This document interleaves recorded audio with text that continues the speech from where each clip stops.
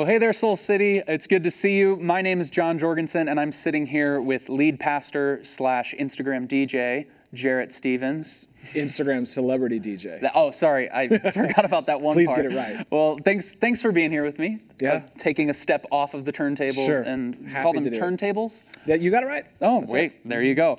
I'm really excited about this conversation. The purpose of this is to dive a little bit deeper into the teaching from last weekend, in which, if you weren't there, we talked about what we called rhythms of transformation. These habits and patterns of Jesus, what he called his yoke, that when we sort of observe them and then apply them and translate them into our own lives, they help us look more like Jesus, walk more like Jesus, act more like Jesus.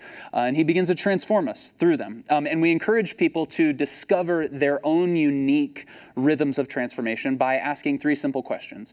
How do I do this? What is my current rhythm? Noticing what is. How did Jesus do this? Looking in Scripture, discovering his teaching or his example that he set, and then using wisdom to kind of connect the dots. How would Jesus do this if he were me? How would he parent my kids? How would he go about my job? And so in this conversation, what I want to do is just get super practical.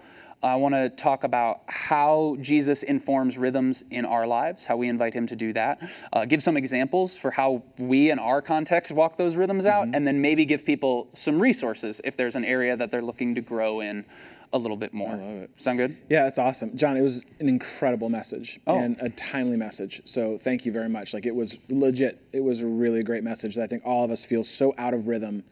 And so to be able to learn the rhythms of grace, learn to this way of Jesus is incredibly helpful. So yeah, this is awesome. This is easy. I'm excited, so let's do it. So good. Thank you for reading that compliment that I wrote for you to say to me in the script. So I thought it was a little long, but yeah. I'll go with it. So what we're going to do is we're focused on kind of just 3 main areas of life that are a part of all of our lives in one way or another, whether we realize it or not. And the first one specifically is prayer. Our prayer life. Looking again, observing the life of Jesus in Mark chapter 1, verse 35. It says, very early in the morning, while it was still dark, Jesus got up, left the house, and went off to a solitary place where he prayed. And this is one of just many times in the scriptures that we see this rhythm from Jesus. He's always like sneaking off by himself early in the morning to go pray. It's clear he had a prayer rhythm. And you literally wrote the book on prayer. Yes, the only book on prayer. The only one. Yeah, it was weird. I was like, least. wow, no one's written on this. Yeah, unbelievable. And I want to talk about that. But first, I'd love to hear about what are some of your own prayer patterns or rhythms that you currently have right now, especially in this season of waiting. Yeah, I love that, because prayer is meant to be about sort of this rhythm, this way of life for us. That's the whole idea of the book, Praying Through, is that it is a way to pray your way through life. And I think so often what I get stuck in is I think that prayer is about me talking to God or me saying stuff to God or more specifically me asking for stuff from God. And while that's a part of it, that's not the whole. And that's not even the point of prayer. The point of prayer is not talking to God. The point of prayer is presence with God. It's participation. It's engagement. It's me showing up where I'm at, even when I feel out of sorts or out of control. And so for me, prayer habits and rituals and rhythms is really important, as well as sort of the freestyle, like I can pray anywhere, anytime, about anything. Pray without ceasing. Yeah, I can be present with God at any time. That's the invitation, actually, is to be present with God at any time.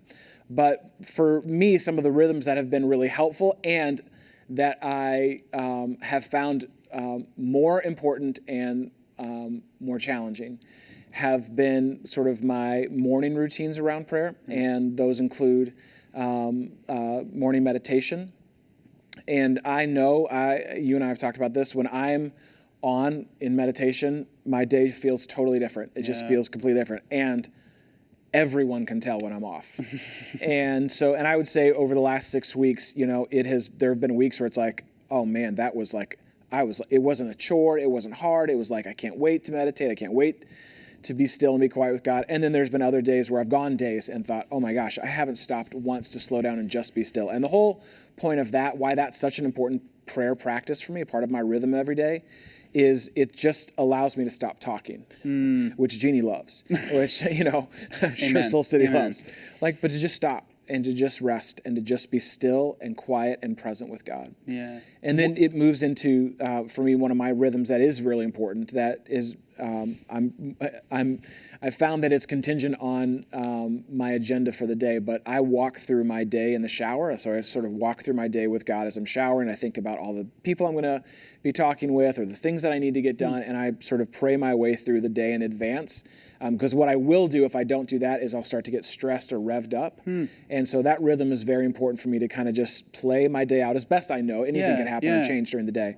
But walk my day through with God and talk through, like, God, give me the wisdom for this. God, help me to have the patience for this. God, help me to be present with this person. So that's kind of my talking practice that is pretty important to me. And then we pray with our kids at each of the meals when we gather together, and they kind of have their own little prayer practices that they're doing. Yeah, I love that, and also that sort of walking through your day gives you an opportunity to kind of surrender each portion of the day to God before it shows up. Right, before it's there, and before you start controlling it. I'm interested to grill into some of the specifics, if you would, of what that meditation looks like when it's on and it's working for you. What the practice itself looks like, or what I look like? What the practice, you, sweatpants, whatever.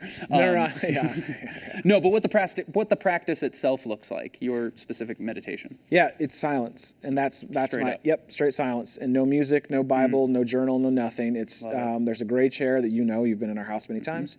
There's a gray chair that I sit in, arms this. I've talked about this at Soul City, feet on the floor, and I'll set a little timer for myself. I won't even, I use Headspace and some of the other meditation apps. I don't use any of that for this morning practice. And it's just sitting in silence and stillness with God and letting all of my thoughts kind of find their place in the horizon of my mind. It's like got 1,000 things racing through in the morning. It's trying to let those kind of rest and find their place. And when I'm in a good rhythm, it's before a podcast, it's before I check email, it's before any of those things. I commit to doing that first. And again, it's an imperfect practice at best, but it's silence and stillness. Start at 5 minutes. It's at 10 minutes typically now. We've tried it with our kids, and to varying success. Just peeking at the timer. Some loved it, some not so much. So that's how that looks. That's great. That's awesome. I think for me, it's a morning thing as well. Are you a morning person? Nope. I am. So that's great. Sorry. You and Jeannie, yep. So for me, I've really gotten back in the practice after many times in college. I was really in that practice of like getting up early and having a morning quiet time with the Lord, and then I fell out of it when it became restrictive, like I was talking about in the message. I've lived in that sort of shame-based practice, spiritual practice. It's a heavy yoke. Yeah, it was heavy on me, and so I took it off for a while, and just in the last year I've sort of returned to that morning time of scripture reading. That's what it mainly is for me. But one thing I've done specifically in this season of COVID that's really helpful to get me into prayer, because that's an area that I really struggle with in terms of giving my attention to God during that time, because I get really heady in the scriptures and whatnot, is to attach just one line of whatever scripture I'm reading to a breath prayer. And so, like, if I'm reading Psalm 23, for example, it'll just be, inhale, the Lord is my shepherd, exhale, I lack nothing. And I'll just breathe those words and let them kind of meditate in my heart for 5-10 minutes, whatever. And that really helps me to slow down, because I'm a 3 on the Enneagram, ultra productive person. So just to be able to slow in prayer and not feel like I have to, as you're saying, talk so much. It's been ultra helpful for me. Yeah, it made me think when you said that about how it can become ritualistic or even like a burden. Father Richard Rohr has a quote that he says, religion is a great way to avoid God. Wow. And I think sometimes we can get so stuck in doing these things, and I got to do this thing it's got to be for this many minutes, it's got to be this time. And those are incredibly helpful, have been incredibly helpful to me. But that is a way for me to avoid intimacy with God. Yes. Because I'm checking off all my marks, and I'm doing all my things I'm supposed to do with God, and yet not at all present with God or honest with God or connected with God. So, when I can dial it in and tune it into, here's where I'm at, here's what's going on right here, right now, God, it is so much more meaningful to me. Yeah. And I don't know if it's more meaningful to God or not. I would never speak for God, but my sense is that's what he's wanting, is not just your duty or activity, but your intimacy and your presence. Yeah, and when we do that, when we get so regimented and all that stuff, we're not just running from intimacy with God, we're running from presence with ourselves. Absolutely. And how the Holy Spirit wants to speak to us and reveal Absolutely. in our hearts. So a further resource for people, that I think is great, I'm sure you think it's great as well, or at least I hope you do, is your book, Praying Through. Heck yeah, I think if I you love wanna, that book. Come on now, great one. It's a great book. But not just the book, but the teaching series that we did kind of to start off this year. The podcast, we put a bunch of stuff together for that, didn't we? Kind of on that. So I think if this is an area or a rhythm that people maybe don't really have right now, or that they're kind of looking to revisit or change, I think all the Praying Through content that's out there is a great place to turn. Very kind. I think very so. Cool. Thank you very much. Yes, absolutely. And it's the only book on prayer. It's the only one. You wrote the book, so there you go. Like it or not, that's all you got. There you go. That's of course. So let's move on to kind of another category. Again, one that everyone has in their life. In the teaching last weekend, what we talked about was Jesus's yoke, his kind of way of doing life, his sort of structure. And in Matthew, Jesus is asked to essentially sum up his yoke. He asks, the specific question is like, what is the greatest commandment? Right. And Jesus replies, love the Lord your God with all your heart, with all your soul, with all your mind. That's why we kind of started this conversation with prayer. It's one of the ways we engage in that intimate relationship with God. But then he cheats a bit and he kind of adds one more to it. The second is like it. It's like, what's your favorite? It's this and this. And he says, the second is like it, love your neighbor as yourself. And in there, we see a little window, clearly relationships, all relationships matter to Jesus. And he taught right there that our relationships should be based in love first and foremost. You're a man of many different relationships in your life. You're a husband, you're a father, pastor, friend to many. Yes, that's what. Enemy to a few. Enemy to a few. But we'll talk about that another time. But for you then, what are some of your practices to keep these relationships based in love? What are some practices or rhythms that you have? Yeah, I mean, I'll speak from my concentric circle sort of working out. Is that what a concentric circle is? It's this and then it gets bigger and then it gets bigger? Don't ask me. All right. I write things. Someone will put it in the comments. So, the most important, we already talked about my relationship with God. We talked about that in prayer, and there's a lot more to talk about there, but that we talked about a little bit. So then when it comes to relationship with Jeannie, I think, before all of this new reality, this new normal, Jeannie and I already knew that we had to work twice as hard at our intimacy and our relationship because working on stuff or working for God came super easy for us. We really love working together, and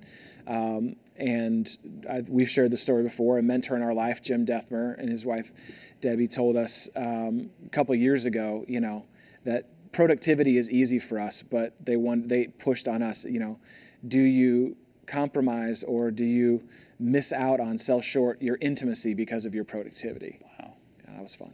Come on. And that is our pursuit now. So that was already before all of this, work for Gina and I to pour into and to invest in the intimacy of our relationship. Because it's so easy for us to default and to build things and to go, and we love doing it. And we love this church. We love doing it, this church. So it's been interesting when we have two amazing kids who are just always there. Yeah. In the house, they're just always there. And so we've had to sort of get creative. Date night was every Thursday night for us. And we got into an age with our kids recently where it's like, man, we don't have to get a sitter. We don't this is awesome, and really enjoying this, kind of new season that we're in. And then a lot of that has obviously changed with this. There's nowhere for us to go for date night, right?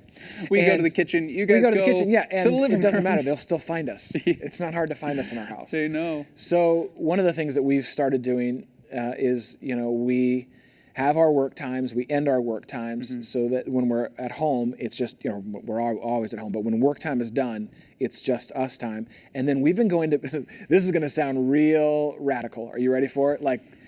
Jeannie and I, my word from God for this year is on the edge. This is as on the edge as it gets. You ready for this? I'm ready. We've been going to bed early. Let's go.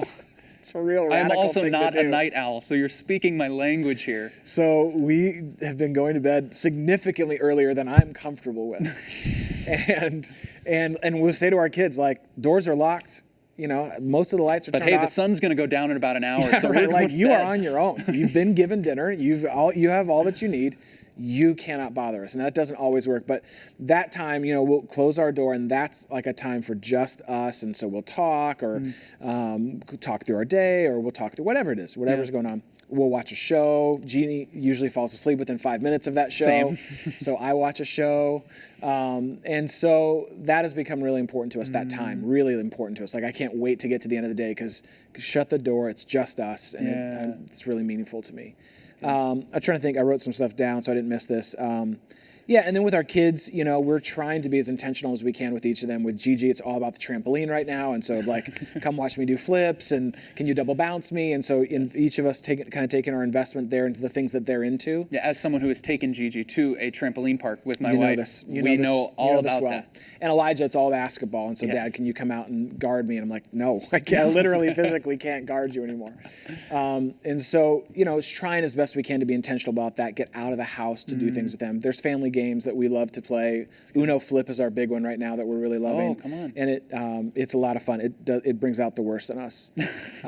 So that's Jeannie, that's family. And then one of the rhythms that has become really important to me, and as of when we're recording this, I mean, I just was doing it this morning, is my small group. I'm in 2 different small groups. One meets every week, one meets every month.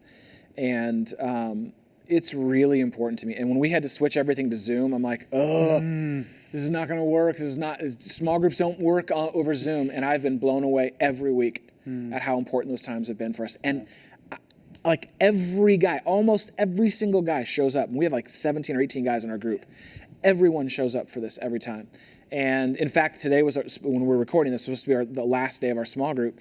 And we got to the end and all just said, why would we stop doing this? And so we're going to keep going and, you know, until we feel like we're done. Yeah. So that's really important to me. I have 2 guys from another group that I'm in. We do a weekly call every Friday, and it's about an hour and 20-minute call where we do check-ins with each other. We have a whole kind of thing that we do, a rhythm that we do during that call.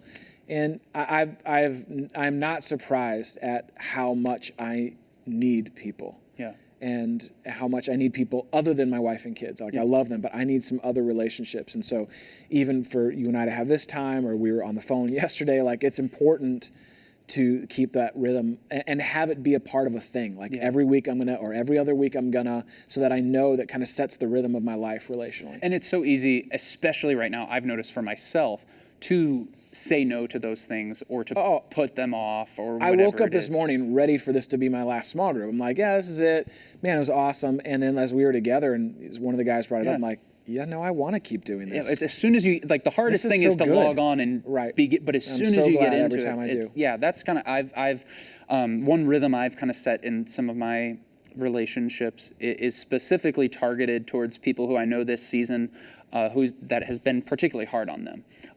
One person, I think of my mom, who's living alone during this entire time, or another friend of mine who's living alone who has recently kind of opened up about his struggles with mental health and depression and things like that. And then 2 months later is quarantined by himself, you know? And so a rhythm I've kind of adopted is I just try and do a weekly check-in with them, whether that's, hopefully it's via phone call, but even if it's just a text every couple of days.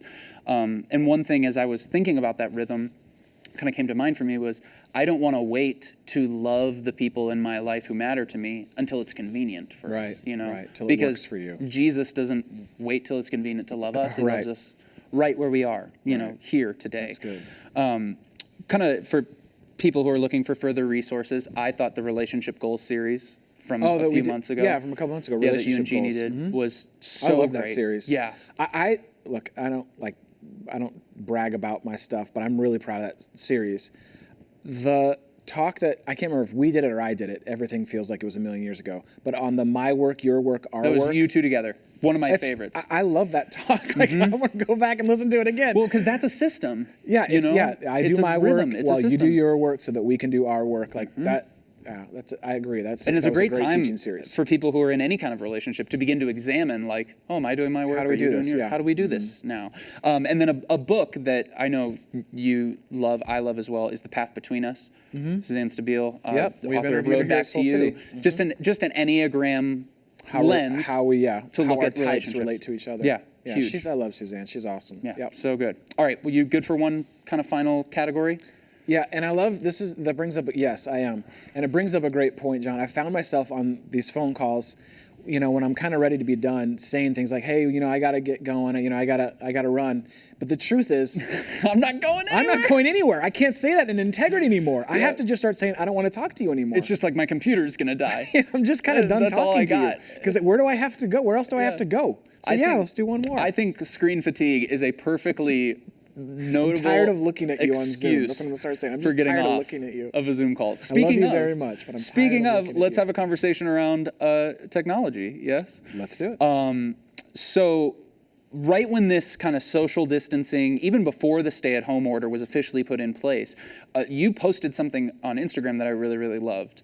You called it 5 tips for social media distancing. Oh, See what you did there. That is. See what you did there. Can you talk about those? I revisited them yesterday, and I'd love to hear a little bit of them. A couple of those were, because when the social distancing was being thrown around before sheltered home, and which we fundamentally, firmly believe, and I can't really have you put your arm out, but 6 feet apart. But we believe in that. But I think I found for myself when I'm scared, worried, or when I feel out of control, social media is this incredible escape for me. Incredible tool. It's awesome. I mean, we were joking about these DJ parties, but I have a buddy of mine who's in Australia. He's a pastor. His name's Matthew. And we've seen each other twice in real life. And but we've stayed connected all these years, and a lot of it's through social media. Totally. And I was doing this DJ party last week, and he popped up from Australia. Yeah. So I'm technically Mr. Worldwide right now, right? Let's go. So a lot of great things about social media and technology, but for me, it is such an escape. It is it is a way for me to not have to deal with and not be present to what is, and to escape and look at someone else's life that inevitably is going to seem more amazing than mine. And it makes sense that it would be that because it's designed to be that. That's the dopamine That's what the kick. companies That's the kick, right. are investing billions of dollars to do, is to get your attention. Right. So a couple things from that post. I can't even remember. It feels like, again, a million years ago. So limiting. I mean, so love your limits. I think those are the first ideas when you're doing social media distancing. This is just around, this can be applied to technology as well.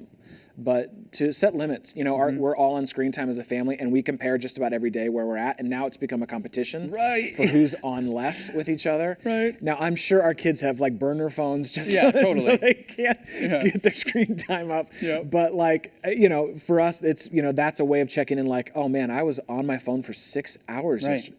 Where it didn't feel like 6 hours. If you told me to sit down and look at my phone for 6 hours straight, I'd be like, that's insane. Why would you?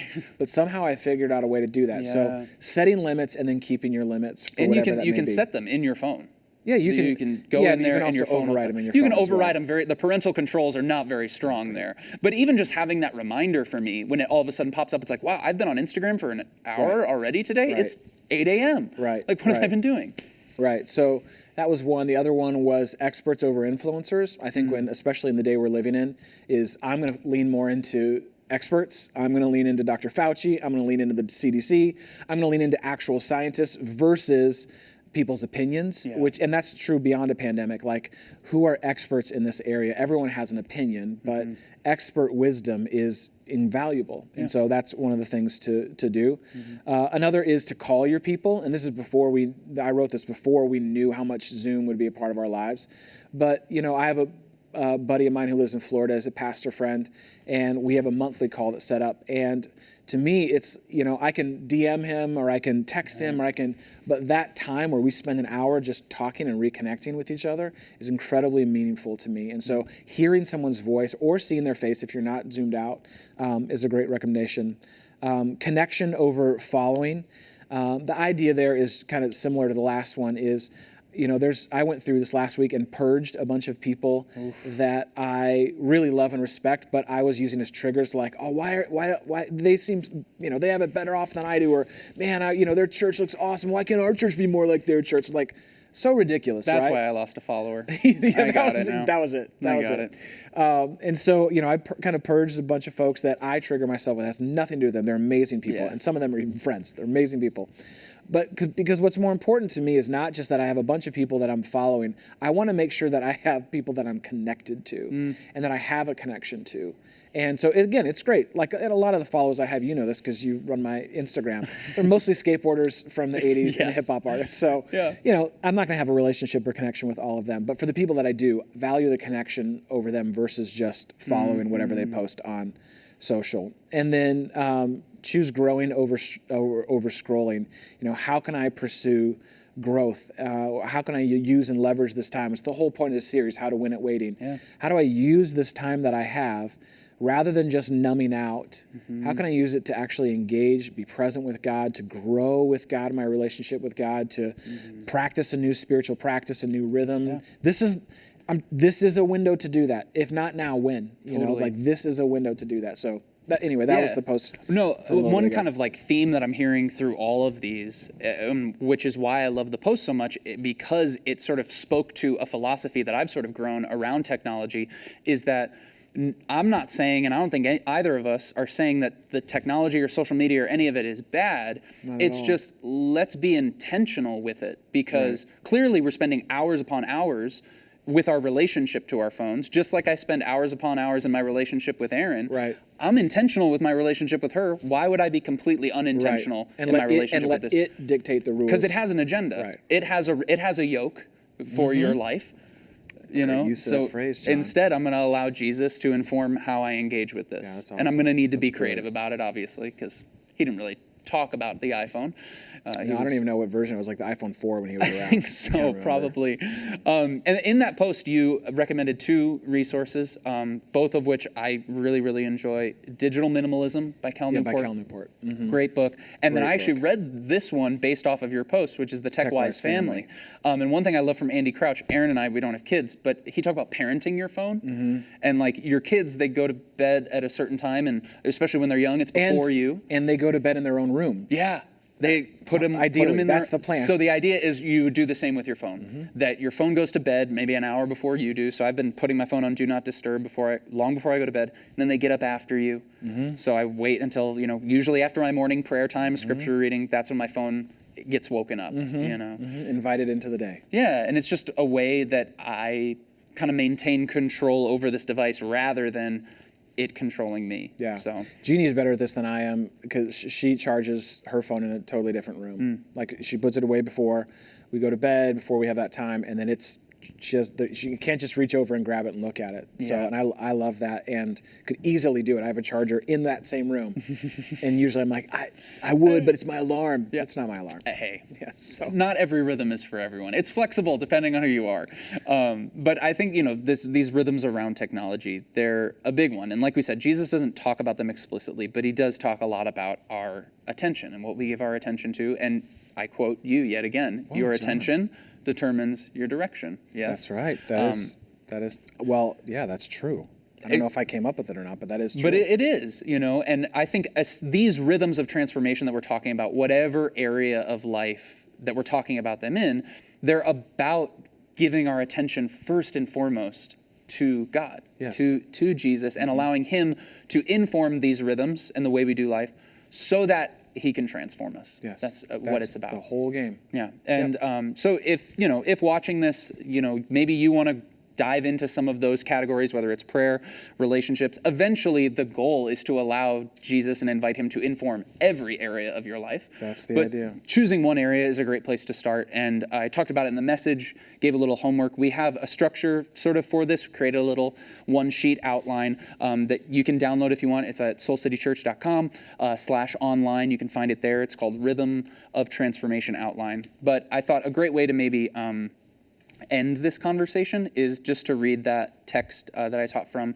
yet again, Matthew chapter 11, verse 28 through 30, specifically the Message translation. Love it. Because I think it's one of my favorite has a great pieces of it. And yep. Would you read it for us? Let me pull it back up, Jon. Hold, please. Sorry. I've read it a lot recently. Yes. So I'd like to this is Matthew 11, 28 through 30 out of the Message translation. And this is such a beautiful way of saying it. Are you tired, worn out, burned out on religion? Come to me. Get away with me, and I love this, and you'll recover your life. I'll show you how to take a real rest. Walk with me and work with me. Watch how I do it. Learn, and this is, again, one of my favorite phrases in the whole Message translation, learn the unforced rhythms of grace. I won't lay any heavy or ill-fitting thing on you.